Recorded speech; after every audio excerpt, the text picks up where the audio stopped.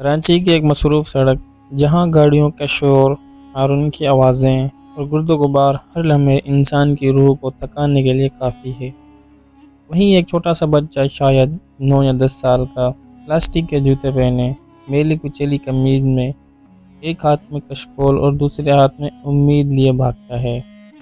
امی بیمار ہے، دوا کے پیسے چاہیے، کچھ دے دیجیے۔ وہ ہر گاڑی کے شیشے پر دستک دیتا ہے، آنکھوں میں جھوٹے سچے آنسو اور دل میں صرف زندہ رہنے کی خواہش۔ اس کا نام سعد تھا۔ والد بچپن ہی میں ایک حادثے میں انتقال کر گئے تھے۔ والدہ کپڑے دھو کر بمشکل گزارا کرتی تھی، مگر جب وہ بیمار پڑی تو سعد کو فٹ پاتھ پر آنا پڑا۔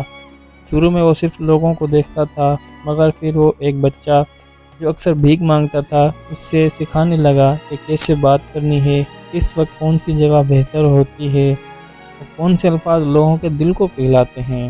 ایک دن جب سعد بینک کے سامنے بیٹھا بھیک مانگ رہا تھا، اس نے دیکھا کہ صاف ستھرے کپڑوں میں لوگ آ جا رہے ہیں۔ ایک بزرگ شخص جن کی عمر تقریباً 60 سال تھی بینک سے نکلے اور سعد کے قریب آئے۔ کیوں بیٹا، پڑھتے کیوں نہیں ہو؟ سعد نے ہنستے ہوئے جواب دیا، صاحب میرے ہاتھ میں کشکول ہے، کتاب نہیں۔ وہ بزرگ چونکے اور پھر مسکرا کر کہنے لگے، مگر جو ہاتھ کشکول اٹھا سکتا ہے وہ قلم بھی اٹھا سکتا ہے۔ سعد کو وہ جملہ سینے پر چوٹ کی طرح محسوس ہوا۔ کچھ دنوں تک وہ گمسم رہا۔ اس کے دوست مذاق اڑانے لگے، سعد اب بینک کے مینیجر بنیں گے، مگر دل میں کچھ ٹوٹا اور کچھ جڑ گیا۔ ان دنوں بعد سعد نے ایک قریبی مسجد کے مولوی صاحب سے کہا، مولوی صاحب مجھے پڑھنا ہے، کیا آپ مجھے الف ب سکھا سکتے ہیں؟ مولوی صاحب حیران تو ہوئے مگر انکار نہ کیا۔ ہر رات جب مسجد میں صفائی ختم ہو جاتی، سعد چپکے سے آتا اور مولوی صاحب سے قرآن اور اردو حروف سیکھتا۔ مہینوں میں وہ پڑھنا لکھنا سیکھ گیا۔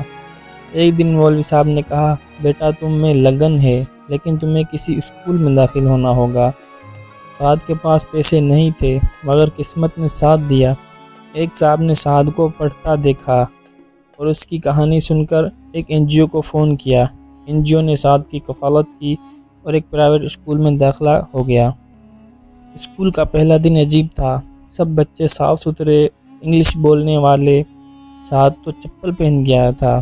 یہ تو ایک بھکاری ہے، ایک لڑکے نے کہا۔ سعد کی آنکھوں میں آنسو آ گئے، مگر دل نے جواب دیا، یہ صرف آج ہے، کل تم سب میرے پیچھے کھڑے ہوگے۔ وہ دن رات پڑھتا، لائبریری میں بیٹھتا، اساتذہ کو سوالات سے تنگ کر دیتا۔ کچھ سالوں بعد اسکول کا ٹاپر بن گیا۔ میٹرک کے بعد اس نے کامرس میں داخلہ لیا اور بینکنگ کی دنیا کے بارے میں جاننے لگا۔ وہی بینک جہاں وہ کشکول لے کر بیٹھا کرتا تھا، اب اس کی خوابوں کی منزل بن چکی تھی۔ سعد نے اسکالرشپ پر کراچی کی معروف یونیورسٹی سے MBA کیا۔ اس دوران ایک بین الاقوامی فلاحی ادارے نے اسے امریکہ میں تربیت کے لیے منتخب کیا۔ سعد پہلی بار کشکول سے نکل کر جہاز میں بیٹھا۔ 5 سال بعد سعد نے فائنینشل فاؤنڈیشن کے نام سے ایک چھوٹا سا ادارہ قائم کیا، جو غریب بچوں کو مالیاتی تعلیم دیتا تھا اور انہیں اپنے پیروں پر کھڑا ہونے میں مدد دیتا تھا۔ ایک دن وہی بینک جہاں وہ کبھی بھیک مانگا کرتا تھا، اسی بینک نے سعد کو فائنینشل آفیسر CFO کے عہدے کی پیشکش کی۔ سعد خاموشی سے بینک کے اندر گیا، اپنی کرسی پر بیٹھا اور وہی بزرگ شخص جنہوں نے کبھی کہا تھا قلم بھی اٹھا سکتے ہو، اسے تلاش کرنے لگا۔ اب وہ ریٹائر ہو چکے تھے، مگر سعد نے ان سے ملاقات کی اور کہا، آپ کے ایک جملے نے میری دنیا بدل دی۔ سعد نے وہ کشکول سنبھال کر رکھا تھا۔ اس نے ایک میوزیم قائم کیا، میری پہلی کلاس، جہاں اس کشکول کو شوکیس میں رکھا گیا اور سعد نے ایک تختی پر لکھا تھا، یہ وہ کشکول ہے جو کبھی میرے ہاتھ میں تھا، مگر کسی نے کہا تھا یہ ہاتھ قلم بھی اٹھا سکتا ہے۔